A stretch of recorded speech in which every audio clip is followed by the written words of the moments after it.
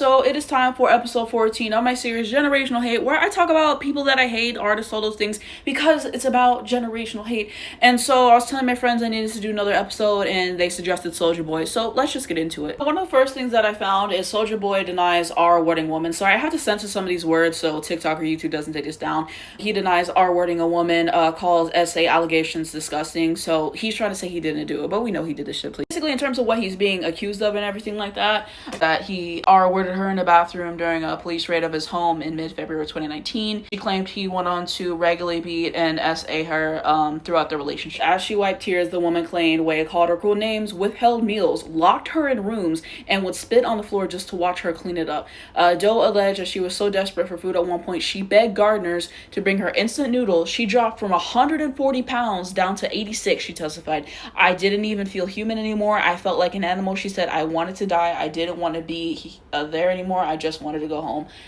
Yeah, it's bad. She just had claims that, there was the say basically false imprisonment, emotional distress, unpaid overtime, and a hostile work environment. She claims Wayne punched her in the head on at least 10 separate occasions. The woman alleges one incident was so brutal that she lost consciousness and woke up in a locked room with no food or water, which this is really sad. I feel for the woman, okay? She sat down with Tasha K, and you know how I feel about those bloggers, her, Milagro, all these other people, but, this woman claims that she was pregnant. He, beat her and caused her to have a miscarriage. And then it also says, in a separate lawsuit, Myers claims she had a romantic relationship with Wade that ended with the rapper actually had a gun to her head, threatened her life, and R-worded her at his home in February 2019. A civil jury found him guilty, basically.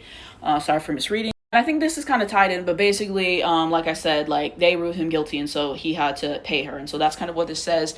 And then it says, the developments are patterns and allegations against the rapper. In 2021, model Nia Riley accused him of, assault during their relationship and everything like that. So I think these are two separate stories, okay? I think it's multiple allegations he has. Another thing I found, he was being transphobic, okay? So we're gonna get into that too. And so basically, he was dissing Wayne's transgender child, which is really fucked up. Okay, so here's what he said.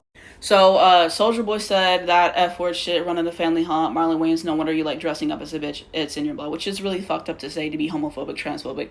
And so he responded, he said, if Soulja Boy had a career, he could get canceled for this type of slander. Luckily, he ain't been relevant since 2007. And he didn't lie because I cannot tell you any new Soulja Boy songs. I only know the same two songs that everybody else knows. So, good for him for standing up for his child, and fuck Soulja Boy for being, homophobic, transphobic. It has no place. I really feel bad for trans children and all the hate and bigotry that they get. I think the suicide rates are really bad for them. So, shout out to Marlon for standing up for his child and doing what's right and everything. You see that hate is disgusting. You see the hate that Zaya Wade gets. It's really disgusting and disheartening. This is kind of tying in, but they had previous beef. So it basically explains that Billboard reported the beef traces back to the rapper's decision to perform in January at the crypto arena for Trump, which all those rappers that are going to support Trump and everything. I remember the last term Lil Wayne talking about, we're going to support his platinum blend. Child, fuck you.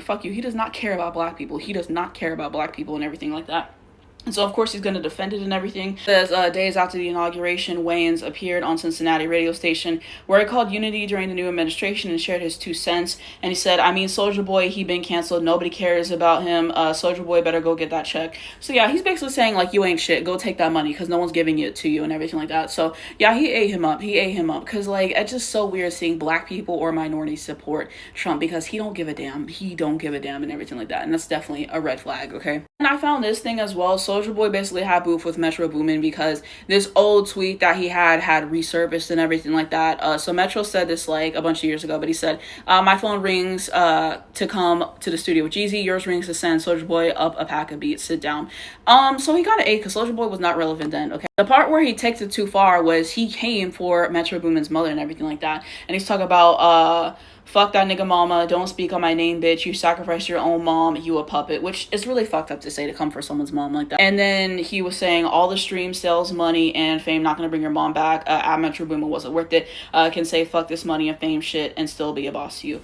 So yeah, 21 Savage was coming in to defend him and everything like that. Soulja Boy did issue an apology for the record, and it said at that time Metro Boomin hadn't responded. So to come for someone's mother like that, that's really fucked up and everything. And Metro Boomin was right. So there was that as well. And so yeah, those were the main things I was able to find on him. But yeah, fuck him. You had a few songs that were popping off in the early 2000s, and for you to treat women this way and people this way and being homophobic, transphobic, misogynistic, all while releasing mid music and supporting Trump, yeah, he can go to hell. He can go to hell. So shout out to my friend for recommending this. If you guys have any other people I should do in generational hate, let me know down below in the comments.